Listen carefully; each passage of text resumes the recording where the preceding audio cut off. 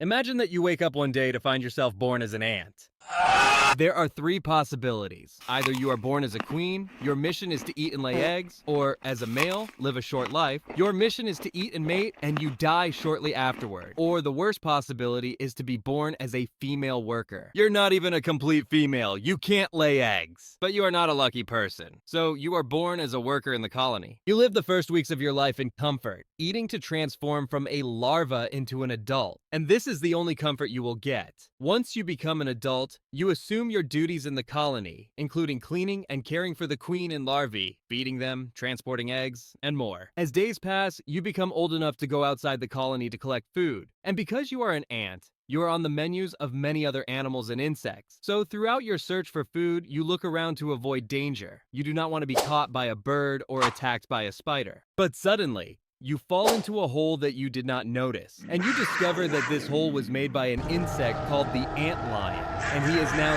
sitting in the center of it, throwing grains of sand at you to make you fall while you are trying to hold on and struggle to get out of the hole by all means. Lots of drama and horror that doesn't matter to anyone but you. In the end, you get tired of trying, give up, and fall to be eaten by the antlion. And when he finishes with you, he throws your skeleton out of the hole. But if you don't fall into the hole in the first place, you will continue your dangerous journey in search of food. But it is possible that on your trip, you will meet another unfriendly insect called the assassin bug. This insect will inject you with enzymes that dissolves your internal organs so that it can absorb it like juice. But this is not the only benefit from you. It takes your skeleton and pastes it on its back to make it appear larger and avoid attacks by other insects. Even if the other insect decides to attack, the only thing it will get is a pile of dry skeletons, including you. But if on your journey you do not encounter any killer bugs, antlions, spiders, or any of these dangers, and you find a substance on the ground, then you decide to taste it and you like it. But then you discover that it is snail vomit, but it tastes sweet, so you eat it. This was a stupid decision. As time passes, you feel sick. You are now carrying the larvae of the liverworm. The snail was the first host, and you are now the second host in the worm's life cycle. The larvae settle in your brain, control it, and force you to go out to grassy places so that any herbivorous animal can eat you. Thus, the larvae reach the animal's liver, transform into a worm, and lay eggs.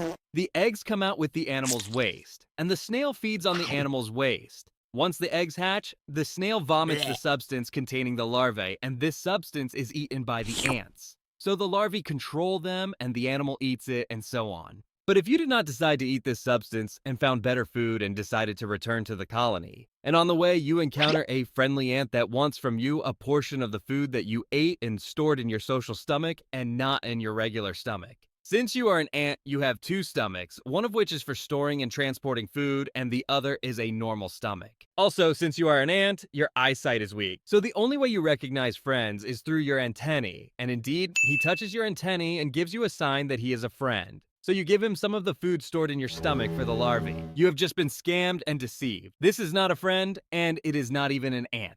It is a type of fly that deceives ants and steals their food. After you lose the food you collected, and on your way back to the colony, you feel a sting, and you look around and see nothing but the executioner fly, the smallest fly in the world flying away. So you do not care and return to the colony, but you feel very sick and that something is moving inside you. This fly injected you with its eggs, and they hatched inside you and turned into larvae that ate you from the inside. And within days of suffering, you can now rest forever. After 2 weeks, these larvae reach the head and begin to eat it.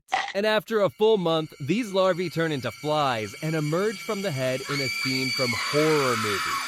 But if you can avoid this sad scenario from the beginning and arrive at the colony safely, after a full day of exhausting work, you will have the opportunity to take a simple nap for a few minutes and then return to work. But as soon as you fall asleep, you suddenly wake up to a voice telling you, "Wake up, son! We are under attack! The colony needs you!" Can you see by the dawn's early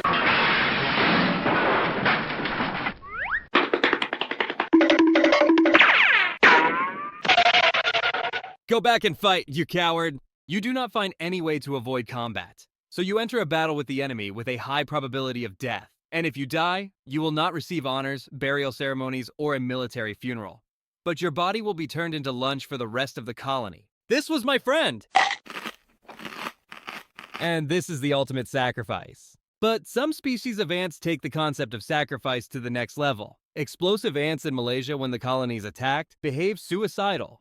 For the colony, he explodes himself at the attackers. Do not get me wrong, this explosion is not fire and flame, but rather the ant's internal entrails in its large stomach. When it is subjected to great pressure, it explodes and forms a green substance that hinders the movement of the attackers. But back to you. If you and the rest of the colony are able to repel the attack this time, some of the attackers are too strong to be confronted.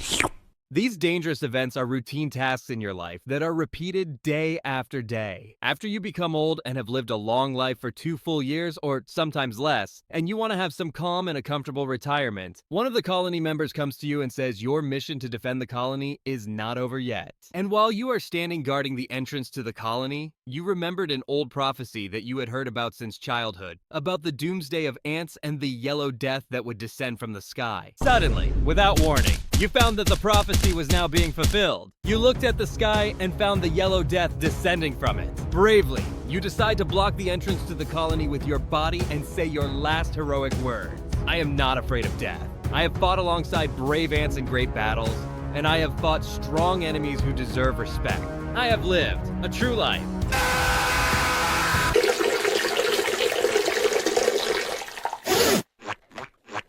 What an epic end.